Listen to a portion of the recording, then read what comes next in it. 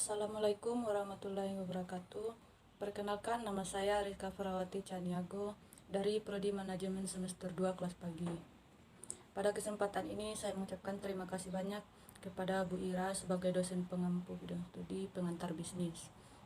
Di sini saya akan menjelaskan tentang materi motivasi, teori hierarki kebutuhan oleh Abraham Maslow dan teori dua faktor. Nah, di sini ada teori hierarki kebutuhan Maslow.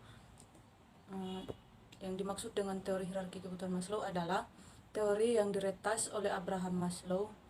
Beliau beranggapan bahwa kebutuhan di tingkat rendah harus terpenuhi atau paling tidak cukup terpenuhi terlebih dahulu sebelum kebutuhan di tingkat semakin tinggi diproduksi menjadi hal yang memotivasi. Di sini ada juga teori kebutuhan Maslow. Pasti teman-teman sudah tahu bukan, bahwa setiap individu yang ada di dunia ini pasti memiliki paling tidak satu hal yang harus mereka penuhi dalam kehidupan sehari-hari. Hal tersebut biasanya disebut dengan kebutuhan. Adanya kebutuhan yang harus terpenuhi membuat setiap individu memiliki motivasi untuk memenuhi kebutuhan masyarakat tersebut. Ada juga salah satu teori motivasi mengenai pemenuhan kebutuhan yang sangat terkenal. Bahkan mungkin sebagian besar dari Renmes sudah tidak asing dengan salah satu teori motivasi ini.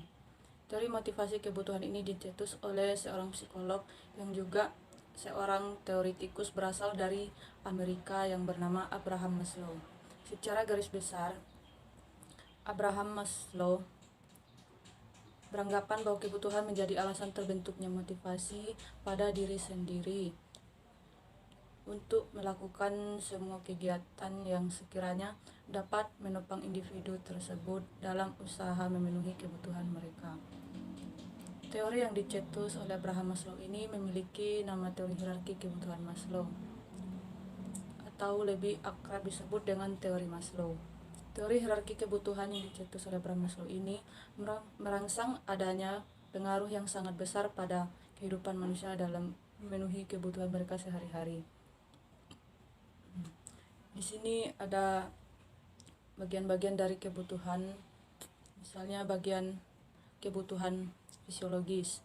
Motivasi paling dasar manusia adalah untuk memenuhi kebutuhan fisiologisnya demi bertahan hidup. Kebutuhan fisiologis ini misalnya adalah kebutuhan akan makanan, minuman, tidur, dan sebagainya. Seseorang tak akan mencari kebutuhan yang lebih tinggi, misalnya mengejar pendidikan, apabila perutnya tidak terisi. Ia harus memenuhi terlebih dahulu kebutuhan fisiologisnya, baru mencari kebutuhan yang lebih tinggi.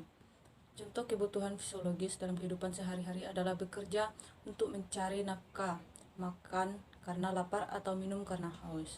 Semua hal berkaitan dengan respon fisik berdasarkan termasuk dalam kebutuhan fisiologis menurut Abraham Maslow.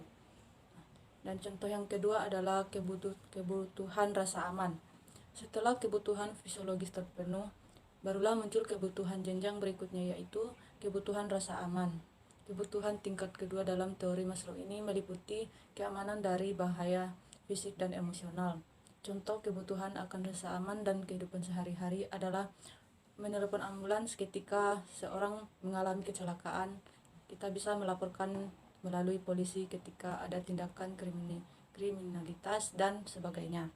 Dan yang ketiga, kebutuhan sosial, di mana kebutuhan sosial adalah kebutuhan sosial dan kasih sayang. Hal ini dilatari dari fitrah manusia sebagai makhluk sosial atau homo socius. Secara mendasar, manusia memiliki rasa agar dibutuhkan orang lain, kebutuhan untuk dicintai, bersosialisasi di masyarakat, dan sebagainya. Dan yang keempat adalah kebutuhan penghargaan. Setelah kebutuhan sosial terpenuhi, muncul kebutuhan selanjutnya, yaitu kebutuhan akan penghargaan. Kebutuhan penghargaan ini merupakan pemenuhan ego untuk meraih prestasi. Hal-hal yang termasuk kebutuhan akan penghargaan ini menurut Maslow adalah kebutuhan akan status, pengakuan, reputasi, martabat, dan dominasi. Contohnya dalam kehidupan sehari-hari adalah mengikuti lomba karena ingin menang. Seseorang mencalonkan diri menjadi ketua kelas atau pemimpin karena membutuhkan reputasi, atau orang yang mendaftar jadi CPNS karena ingin dihargai di lingkungan masyarakatnya. Dan contoh yang kelima adalah kebutuhan aktualisasi diri, di mana motivasi tersebut adalah kebutuhan akan aktualisasi diri, yaitu keinginan untuk mengoptimalisasi potensi dirinya.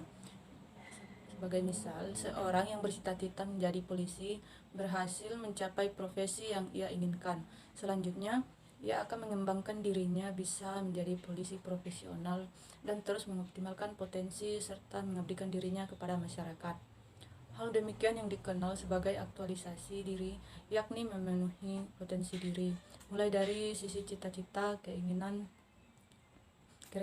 kreativitas, dan kematangan mental untuk bertanggung jawab terhadap pilihan yang ia putuskan sendiri. Di sini ada pengertian dari teori dua faktor.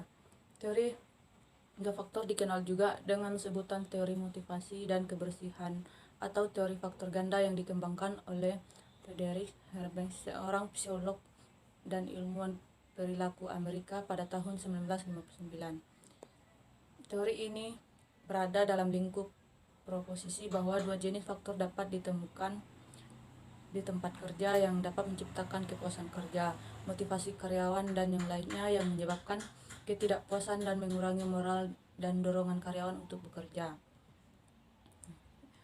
Di sini Herbanks berpendapat bahwa kepuasan kerja dan ketidakpuasan bukanlah ujung kutub dan metrik yang sama, tetapi berbeda metrik, independen dan berbeda.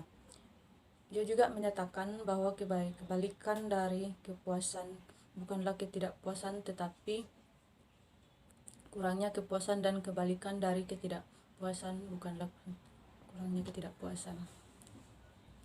Frederick menerbitkan hasil pengamatannya tentang berbagai aspek yang ada di lingkungan kerja yang memiliki dampak signifikasi pada tingkat motivasi karyawan.